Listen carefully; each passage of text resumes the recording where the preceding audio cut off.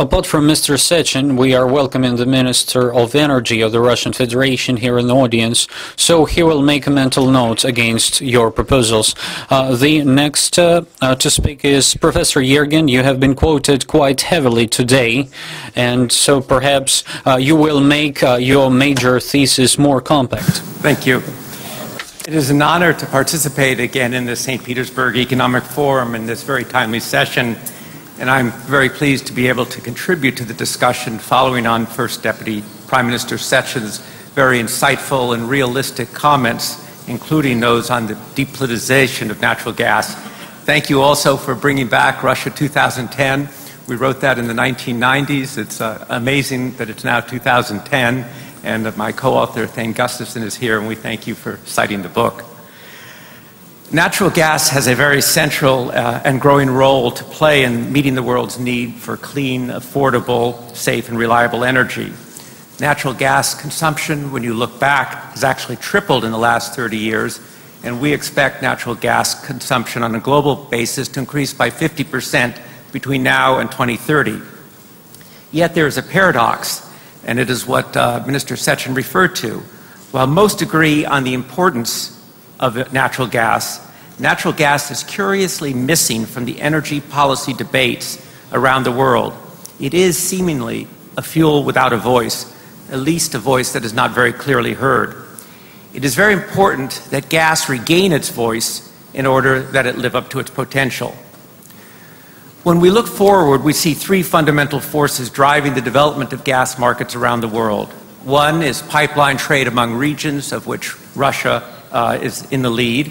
The second is the growth of domestic gas production, reintegrated by shale gas, what we have termed the shale gale, which in Russian we think is slanets or aganets. And thirdly is the continued expansion of LNG trade. These three forces are often portrayed as competitors. In a sense they are, but what I want to suggest that really natural gas is one fuel competing with the other fuels in the mix, and the real competitors are the other forms of clean power generation, whether renewables, clean coal, or nuclear. Together, these different sources of gas help to increase the share of gas in the total energy mix at the expense of these other generating technologies, and that is particularly true in Europe. The ultimate level of success for natural gas, however, will depend not just on its commercial competitiveness, but also in the direction of energy policy, and here too, natural gas is all too silent. We see the forces playing out on gas differently in the three great theaters around the world. In North America, of course, the extraordinary rise of unconventional gas production has turned expectations on their heads. While waiting for LNG, something else was going on in North America, a more subtle and less visible revolution, but a revolution notwithstanding the unconventional gas revolution. Minister Sechin has reminded us here in St. Petersburg that we need to give some thought to our definitions of revolution, whether they're local or global. And so far, we'd say this revolution is a local revolution. That is, it was done by initially by smaller independent oil and gas companies in the United States and Canada, pushing innovation, pursuing an idea that others had discarded. The breakthroughs were probably in 2002, 2003, but it didn't really show up in the numbers until 2006, 2007. Now our expectations are that North America has sufficient low-cost shale resources that LNG will only enter if it can compete in a very competitive environment. To give you the sense of the growth, shale gas was 1% of U.S. gas supplies in 2000. 2010, it's 20%. In 20 years, we may be looking at 50%. Now, Asia Pacific, we're of course seeing the fastest part of the global economic recovery, led by China and India. And the result is that Asia and the Middle East are absorbing much of the current LNG supply surge and will be the main markets for LNG in the future. We do see, however, that the shale gale has blown into Asia. In China, there is growing interest, reflected in new partnerships. And one of India's most prominent companies has taken a major position in the U.S. shale plays, perhaps with the intention of applying what it learns back in its home markets. So where does that leave Eurasia? On the one hand, the weak economic recovery, as just been noted, leaves Europe leaves the market under a gas surplus. On the other hand, Europe requires longer-term supply options to meet growing demand. Growing European demand could rise from 610 billion cubic meters in 2010 to as much as 800 in 2030. New sources of LNG supply have dimmed. Discussion continues on the fourth quarter. And so, as already discussed, we're seeing some discussion of shale in Europe. There is no doubt that Europe has potential shale resources and that efforts are going to be made and are being made to extract some of it. But it is important to have realistic expectations. It is still very early days. The European shale experience will be different from the United States for the reasons already addressed: population density, challenge to develop a new onshore industry. Europe lacks the current kind of infrastructure that exists in a state like Texas, and the land tenure issues. In short, shale will be an addition to the European supply mix, but probably its main impact is still some time off, not really gaining traction until after 2030, and it will not be a substitute for imports.